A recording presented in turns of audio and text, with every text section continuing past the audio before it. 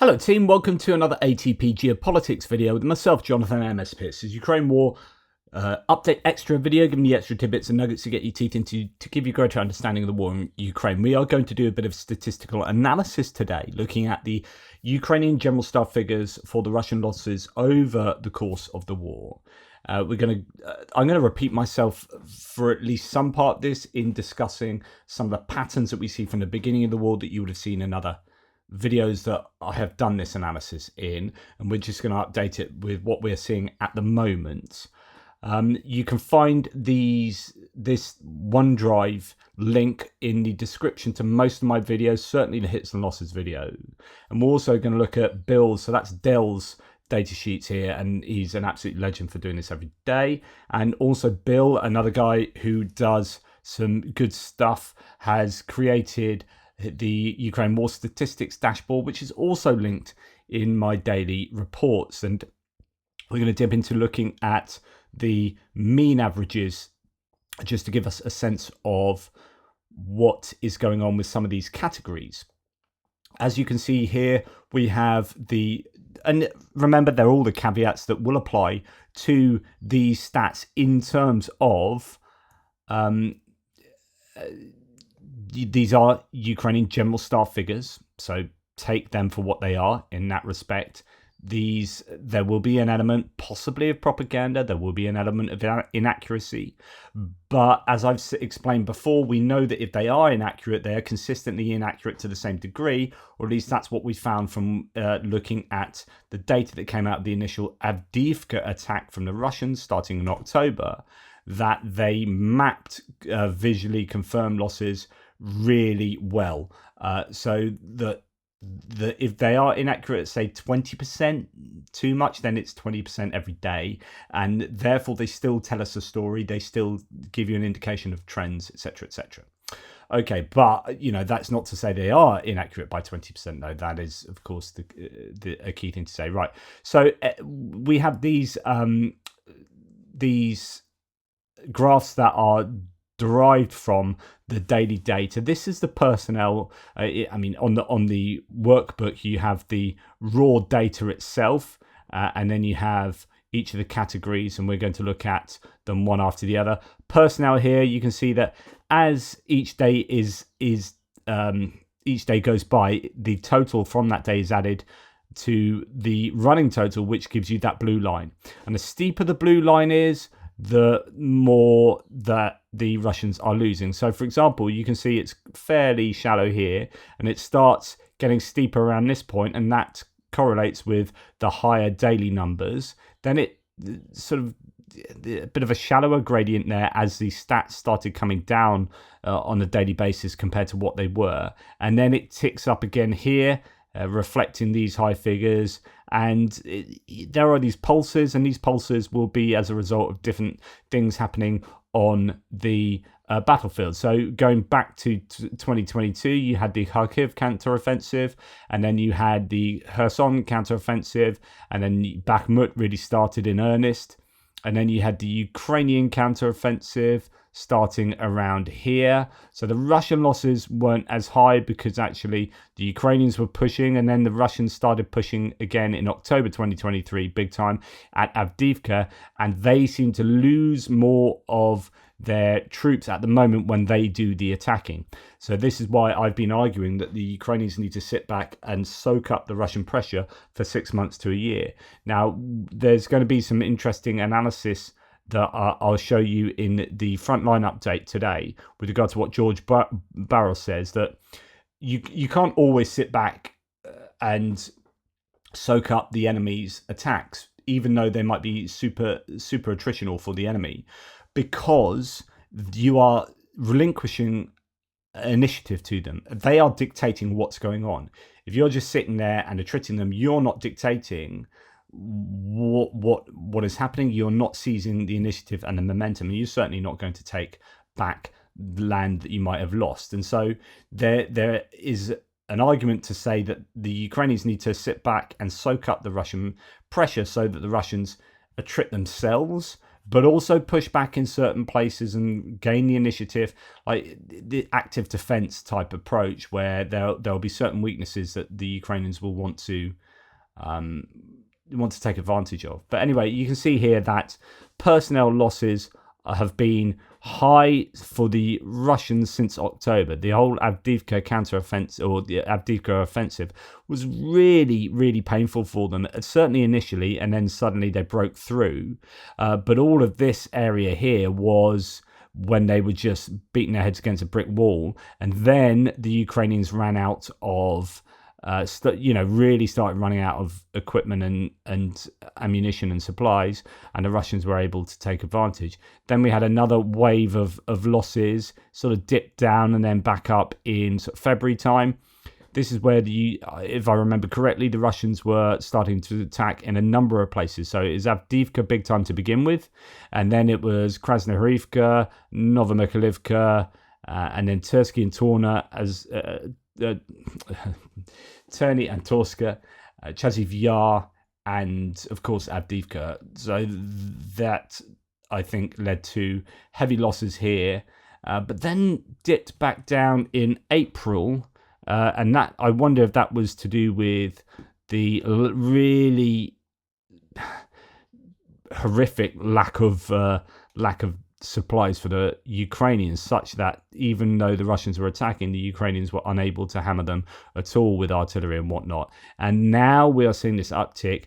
I think that is in relation to, or it's certainly related to, the Ukrainian supplies coming back online here. So the American aid package and the European aid coming through is, I think, showing at the moment here in the May statistics. So late April, early May. So personnel there showing, telling us the story of the different points of the war. But we can see at the moment it's getting back to the high levels of the Avdiivka. In fact, you could argue that some of these, you've got successive days worth of high numbers here that we've seen. Remember, last 10 days we've had over 1,000 in 9 out of the last 11 days, is something like that. And so I think this could be one of the worst patches actually right now for the Russians in terms of personnel losses. I think you've got more consistent high losses going on right at the moment.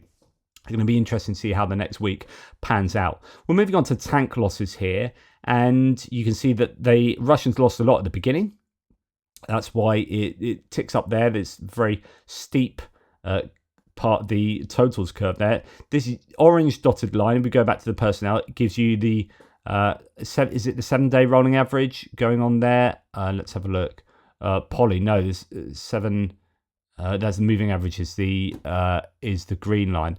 That is your trend line though, that orange. So you can see that it's dipped down, and we'll see that start to dip back up to reflect these personnel losses from the last 10 days or so.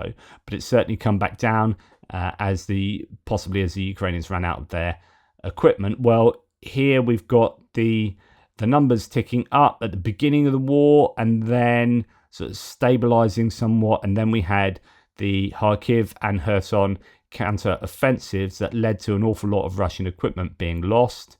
You had things like Vuhledar happening. You had Balaklaya, where the Russians lost 100 pieces of kit trying to cross the Seversky Donetsk River, so on and so forth. And then it was sort of fairly quiet in terms of losses. Slight uptick around this area where the Ukrainians were gearing up for their counteroffensive, and then the counteroffensive, it was the Ukrainians pushing, and so the Russians didn't really need to use a lot of equipment in doing the defensive work, which is exactly what we see with the Ukrainians at the moment, where the Ukrainians are hardly losing any equipment compared to the Russians. That's exactly how they need it to be, but that's primarily because they are sitting in houses and trench lines, dugouts and tree lines. While the Russians attack them with equipment, they trick the Russian equipment because the Russians are on the attack. The Ukrainians don't really need to use too much equipment. So the losses have been low for the Ukrainians, comparatively speaking, now, where they were much higher during the Ukrainian offensive. Well, now we've got Russian offensive. We would expect to see tank losses fairly high. They seem to be highest around the Avdiivka offensive in October time there. That's the highest, I think.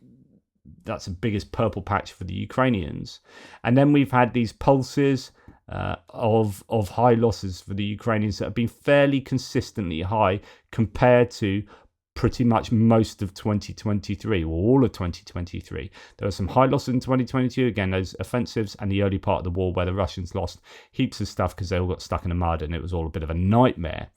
But now we are seeing just consistently high losses, and you're wondering whether we are getting to a point where the Russians just simply don't have as many tanks to throw at the problem, at their offensives. And I think that is evident by point of fact that they're using a tank covered in a shed to spearhead an attack, which then has 3 or 4 or 5 infantry fighting vehicles trailing on behind. And that's it. We're not seeing the attacks of 15, 20, 30, even 60 vehicles attacking. We are seeing handfuls here, handfuls there, and even many occasions of single vehicles being used. So I think we're getting to what I'm trying to say is we might not reach these heights again, where the amount that they lost around Avdiivka, because the Russians may not have that amount of kit to throw at the front lines as they have been. When we look at APV, so this will include infantry fighting vehicles, mine-resistant ambush protection vehicles, and armoured personnel carriers. You can see yet again, same sort of story. Beginning of the war, lost a load, then dipped down. Then we had the counter offensives at Kharkiv and Kherson. And then we had the Ukrainian offensive period where the Russians would have lost less. And then Avdiivka hit, Bosch. And then we've had this growing trend of heavy losses for infantry fighting vehicles. It's just started dipping down again, but I think you're starting to see it come up again a little bit. I don't know, it might be the same situation as with the tanks, whether they might be running short of them, which is why we are seeing, and it'd be interesting to see. In fact, now's probably a good time to do that. If we look at vehicles and fuel tanks, I wonder if they will start coming in. I have to ask Dell as to what things like the Desert Cross 1003 come under, whether we know if the golf carts, whether they come under vehicles and fuel tanks, or whether they come under other pieces, other categories like special equipment. So we go to vehicles and fuel tanks, we can see huge uptick recently. I mean, this is really significant. We saw in the Andrew Perpetua's lost stats today, wasn't it? There was something like 10 Desert Cross, those golf carts, and that is almost certainly because the Russians are going to be running short on APVs of various types, so that they're being forced to use those other bits of kit. So huge vehicles and fuel tanks, just significant losses of these. And then special equipment, I don't know, it's a bit of a vague category, whether that could include things like motorbikes, golf carts, and the like, or whether they will come under vehicles and fuel tanks. Who knows? Probably vehicles and fuel tanks, but I would like to confirm that. We go back to APVs. As I said, same story, and I think we are possibly getting to a point where we might see fewer of these. Well, we are seeing fewer of them being used, as I say, attacking columns of only 4 or 5 vehicles as opposed to a dozen, 2 dozen, 3 dozen vehicles. It's just, different kettle of fish there at the moment. But you can see that that trend line and the steeper gradient to the blue line and the massive orange individual lines here for the daily losses show that the Russians really have taken a hammering in terms of APVs over time. And then we have, and of course it also depends on the different scale. So the scale to the left here, don't automatically compare these losses to, say, the tanks, because you've for the tanks you've got 0 to say 40 is 0 to 50 basically is most of the y-axis, whereas now we've got 0 to 120, right? So these should be, if you want to compare it more perfectly to tanks, obviously you need a much bigger graph area, but you'd have, you've got 120 was the worst day of losses for the Russians for APVs, and yet for the tanks it's 55. So arguably the tanks would be up here in terms of the the APVs would be up there. So although they look like they're down here, these are huge numbers. So the scale is different. So 60, 40, we've seen a number of days of over 40, a few days of over 60, and some days, well, one day of 91 and one day of 120. So some insane numbers along the way there. Artillery, we can see a really significant story being told by this data. It's fairly consistent. I mean, you get the early hits, you get the counteroffensives in Kharkiv and Kherson again, and you get that low point for the Ukrainian offensive. But actually, they start. So what happened is slightly different for the artillery, and you can see that by this area here. So what happened? So we go back to APVs. What happened is you didn't have a massive uptick during the middle of the Ukrainian counteroffensive. It stayed low because the Russians weren't using their infantry fighting vehicles to take out the Ukrainian attacks. What they were using were minefields, aviation, so helicopters particularly. They were using ATGM crews, anti-tank guided missile crews, and they were using artillery by the bucket load, and that stopped the Ukrainian attacks from being effective. And what you see here is the Malatok-Kamachka, where the Ukrainians took a bit of a hammering at the beginning of the counteroffensive, and then they reassessed and said, right, we really need to take out the artillery. And you saw this concerted effort from around this point for the Ukrainians to start a concerted effort of the Ukrainians taking out artillery right across the board, and that hasn't really stopped.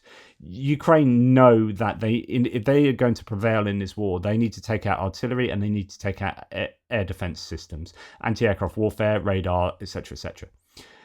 And that's what they've set about doing, and they really seem to explicitly start doing that into their counteroffensive when they realise that they weren't going to get anywhere if they didn't take out the artillery, because they need to clear minefields, and you can't clear minefields when you're getting hammered by ATGMs, helicopters, and artillery. You clear out minefields when at a careful pace, rather than charging through them, and you can't do that at a careful pace if you're having lead rain down on you. So this is why you see the uptick of artillery being taken out, and it hasn't really stopped. Yes, a bit different maybe in December time. There's a lot to be said of, for the lack of ammunition for the Ukrainians and the counter battery fire being harder to come by as they were lacking in ammunition. But then it's still going on here, and I think what you've got is a replacement of counter battery fire, where you have a piece of kit that detects the trajectory of the incoming shell, works out where it's fired from using physics, and then you fire artillery back at that, and that's your counter battery fire, your counter battery artillery. But I think the Ukrainians will have replaced a lot of that with drones and have been taking out artillery with drones while they've been waiting for that artillery ammunition to come through. Anyway, as you can see here, we have since all of this year, really, January onwards, some incredibly bad days for the Russians in terms of artillery losses, 66 on one day. Just some really high numbers, but fairly consistent as well. And you can see this trend line just absolutely skyrocketing of late. So this is really good news for the Ukrainians. And this is supported by what I've been talking about with regard to D30s, D20s, and D10s, really old howitzers, like World War II onwards.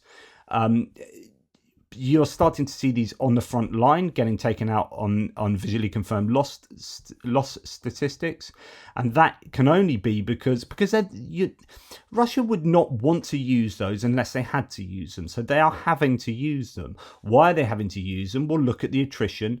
Like, there must be some truth to what the General Staff is saying, because we are now seeing losses of D20s and D30s particularly, and we are seeing stockpiles depleted in Russia of those towed howitzers that are really old and definitely suboptimal for the sorts of warfare Russia would like to be prosecuting, such as shoot and scoot with a self-propelled gun, or if you don't have a self-propelled gun, or you do have one but its barrel's knackered, then you have to get your towed howitzer, because you can't produce these because you are being sanctioned and you've got labour shortage and you've sent your men to war, and so you just bring old stuff out of storage and you're sending that to the front line, and that's getting attrited too. This tells a really important picture, and this is why I'm generally positive for Ukraine and always have been, because I think the statistics, again, if these are accurate statistics, but again, it's trends, and you join it up with the stockpiles and the visually confirmed losses, etc., etc. So if these statistics are correct, then Russia are in trouble on a long-term basis. They are going to have to be relying more and more on infantrymen to make those gains. If we look at multiple launch rocket systems, the data is not so useful here because there are a lot fewer MLRS compared to, say, artillery, infantry fighting vehicles and whatnot, and so it's a bit patchy, but it's fairly consistent with these occasional days of losing quite a few of them. I don't know that you can tell too much from this data. I would imagine that they're going to be struggling for MLRS, but I think they did have quite a few of these previously, certainly compared to Ukraine. So I don't know. This is one of those categories I'm not too sure about. Anti-aircraft, I think, should follow broadly the pattern of artillery in terms of, a few patches here and there, but you get to the middle of the Ukrainian offensive, counteroffensive, and they realized they needed to take out anti-aircraft warfare systems, radar systems, and whatnot, and you started seeing these get explicitly emphasized. They are explicitly targeted even more around this period, and it's been fairly consistent. But of late, pretty decent density of stats for air defense getting taken out. And the reason why I would suggest is because the F-16s are imminent. And because the F-16s are imminent, Ukraine needs to it's absolutely necessary that they destroy as much of the Russian air defense network as possible. And we have seen ATACMS hit hit bases in Crimea and hit S-400 and S-300 installations around Crimea and Zaporizhia, and I think that's all part of this general move. I think you'll have a fairly consistent degradation of the Russian air defences here. But again, they've lost quite a few books and whatnot. What are their stocks like? How many active pieces do they have? I don't know, but certainly pretty consistent losses across that category for some time. We've got aircraft. Again, the data is not going to be, I don't think, consistent enough to give us too much to go on. Shows you how long some time periods were between aircraft getting shot down. Indeed, we had that real purple patch over here where they lost beginning of March. Was it all that time ago when they lost the A-50s and 13 in 2 weeks or whatever? You don't always get the airframes listed on the general staff figures, so there is possibly a slight difference between general staff and what's reported, and also between aircraft being reported and visually confirmed, because you find it generally a little bit harder to get visual confirmation of aircraft getting shot down unless it's really close to the front line and they see people parachuting. They're quite often either out to sea or they're shot down behind the enemy lines over the visual horizon by some long distance weaponry.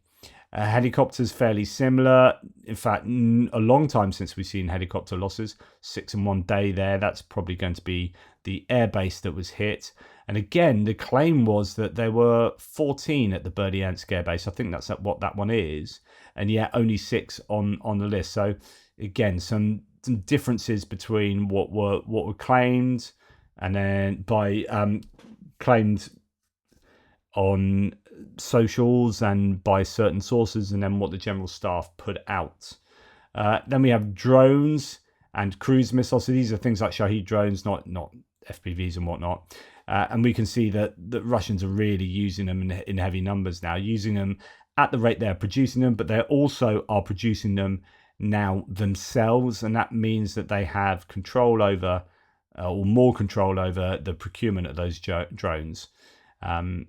But yeah, using them fairly consistently and losing them. But of course, the more you use, the more we'll get through, the more destruction that they cause, so on and so forth. Cruise missiles, we have, data. I don't know what this tells us, other than I think that they are firing fewer across. I think if you look at what period was this, so October through to February 2022 into 23, that was when the Russians were going pretty crazy with the cruise missiles. Now, before that, at the beginning of the war, they weren't counted as effectively as they were later on. So while you have really low stats here, I would ignore that. I would guess that it's going to be fairly consistent with what you see here. But they started counting them more properly, the general staff, and releasing those figures later on into the war. I can't tell you exactly when and whether my speculation is accurate, but it could well be that the reality is you get that, and then it starts dropping off. You start getting some gaps and then fewer ascents, and then it's slight down. You can see the trend line is slightly down, and then here, but it seemed to be stockpiling for a big usage over here. But again, they had that big usage over there, but didn't really need to stockpile for that. And this is because I think they're firing the cruise missiles at the rate they're making them, and this is the maximum rate that they can make these missiles, and they are firing them, I think, somewhat less than they would like to, and without being able to increase production, it will probably stay like that. But I don't know what it's looking like in terms of production and whether they can get some cruise missiles from other nations like Iran and elsewhere. Warships and boats, data's not, I don't think, not consistent enough to tell us much, other than at the beginning, quite a bit happened, and then Russia adapted. And as they adapted and pulled back, so they lost a few big ships like the Moskva, they lost some, near to Crimea. So you started seeing them operate further and further away until they pulled back to Novorossiysk. And then you started getting the Ukrainians being able to strike Sevastopol in Crimea and be able to take out these ships in port. And then you had an adaptation for the Russians there, where they have pulled their ships back to Novorossiysk. But yeah, anyway, I would say that here you're probably starting to see Ukraine increase their range of missile strikes, the Storm Shadows and whatnot, and Scalps. Vehicles and fuel tanks, it's pretty. I mean, at the beginning there were a lot of fuel tanks that were taken out. We don't seem to see Russian fuel tanks get blown up like we used to at the beginning of the war. Why is that? Because they don't seem to have them as much. There are arguments there were claims that Russia is a railway army. It's a huge nation, so they have to move their army by railway. They started the war not expecting it to be a war, but a special military operation. The Ukrainians turned it into a war by defending their sovereign nation, and they blew up the railways coming into Ukraine, and that stymied the Russians, and so they were not really prepared to commit to a war, full stop, but then to commit to a war where they had to do most of their logistics by road. So they had to get out all these old trucks. As I've said before, the Americans would use 100,000 trucks to do that kind of job. The Russians had 4,000 trucks. So they had far fewer trucks because they're not a truck army. And a lot of them got stuck in the mud and then got destroyed. And that's what you see going on here, the first part of the war. And then, but these of course include vehicles as well. But certainly fuel tanks, fuel trucks and trucks, a huge number were taken out early. And now we're just seeing both sides do this, but the Russians, as we're looking at Russian stats, using a lot of SUVs, using a lot of Bukankas, and these getting taken out 10 a penny at the moment. Just an awful lot of those vehicles. And again, it's the Russians having to rely on other sources of vehicles to do their logistics, as they are running shorter of things like the Urala and Kamaz trucks compared to at the beginning of the war. We are seeing, and again, I don't know whether it comes under this they come under this category, but as mentioned, a lot of golf carts, motorcycles, and all sorts of vehicles being used in a number of different ways that I think are suboptimal. And you can just see this increasing gradient there that is gathering momentum still. It seems that recently they have just lost a phenomenal amount of vehicles. Why? Because these vehicles are particularly susceptible to, well, why? One, because they're using them a lot more, and two, because they are particularly susceptible to drones. So all of those aforementioned vehicles are not armored enough to deal with drones. We are starting to see cope cages around trucks and even on the back of motorbikes and whatnot. So the Russians are trying to deal with that, but they very well know that drones, FPV drones, are the bane of this category. And so that's why, Ukrainians are ramping up production and procurement of those kind of drones, as well as all sorts of drones. There's news that's come out today talking about Shahed drones, as I was earlier, that the Ukrainians are now manufacturing Shaheeds on a par with the Russians. I know we'd heard a claim similar to that previously, but there's another claim today saying, yep, we're producing the same number of Shahed attack drones as the Russians are. But in terms of first-person view drones, it could be that the Ukrainians have an advantage. We've seen the Tochny figures to suggest, and Andrew Perpetua's team, to suggest that the Ukrainians are really doing a good job of making and using these drones. And these drones are exacting a massive cost on Russian logistics. And of course, their ability to attack. As they are finding APCs and IFVs thinner on the ground, they're using golf carts and other vehicles to attack with, and if you're doing that, then you're unfortunately going to be more susceptible to being blown up by FPV drones. And where they don't have much artillery ammunition, they do have a competitive number of FPV drones. So yeah, and as we can see with special equipment, this can be deminers, excavators. Certainly as fortifications are being built, things like excavators are going to be targeted. It's going to be engineering vehicles, armoured recovery vehicles, all sorts of stuff is probably thrown into this category, as well as things like, I would have thought, comms equipment, Muron P, is camera equipment put on masts and whatnot. So yeah, as the Ukrainians are able to hit these very precise targets with their FPV drones so well these days, the Russians are going to be losing also, and the Ukrainians of course as well, they'll be losing equipment to Russian FPV drones of course. But the Ukrainians are certainly employing their FPV drones effectively and taking out everything. We're starting to see Starlinks and things like that the Russians have been using targeted by FPV drones. They'll be no doubt added into this kind of category. So that just, I think, shows, I think there's probably a correlation here between the usage of FPV drones and the loss of Russian equipment in that category. And I think there you go. I don't know that we have some new parts of the data sheet, the workbook here. This one was here previously. This is drones and missiles, adding the two together, and we can see that the missiles, I think to some degree, have been replaced by drones. I think the Russians have been better able to get drones than they have cruise missiles, and so that's that. But ignore the first part. I think there's some problems with the how the data was recorded there. And then we have Dell's analyses that and I've gone through some of these with you before. Bakhmut, he's got an Avdiivka one, and I took you through both of those.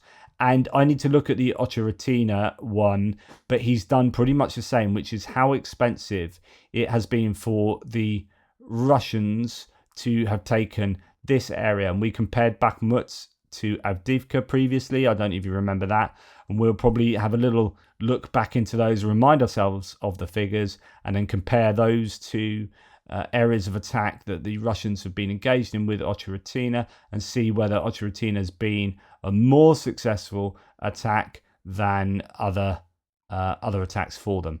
Anyway, there you go. That's enough of my analysis today. Let me know what you think. But remember, this is just a reminder that this data sheet, this workbook, is there for you guys to look into. Dell has given us an open source piece of data presentation, and for that I'm really grateful. Thank you to him. Check it out on a daily basis. Use it. Let other people know about it. And the same can be said for Bill's stats here. Although these are yesterday's stats, hasn't quite pulled in today's statistics. It's the 8th now where I am. It depends where you are in the world, of course. So on yesterday, for example, you would say, right, 34 APC losses, 38 artillery losses. Those are pretty high numbers.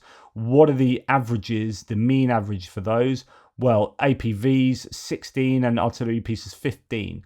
So they're doubled both of those and some in both categories, particularly artillery. Interesting that I've seen these figures creep up, the averages creep up for armor fighting vehicles and artillery systems, given what has taken place over the last, as you can see here, this will skew the average as it's higher than areas of the graph around here and here. So this will be pushing that average up, and the same certainly can be said for artillery, where the trend is really ticking upwards there. So these numbers have increased over the last few months. In terms of what the average are. The average personnel lost in a day from the beginning of the war is 606. That gives you a sense of what's going on in that category. Tanks, 8 tanks is the average, or 8.8, so almost 9. Which is actually, that's a high number. To lose on average 10 tanks a day over 2 years is phenomenal. Vehicles and fuel tanks, 20 a day is the average. So anyway, I'll try and pop back into Bill's dashboard more regularly. I've left it for a bit because there was some problem with the coding in particularly Europe for some reason. It was working fine in America, but it wasn't working well in Europe and other places. So I think Bill's sorted that out now, and I'll refer to this on a more regular basis. Anyway, thanks for watching this. Take care. Speak to you soon.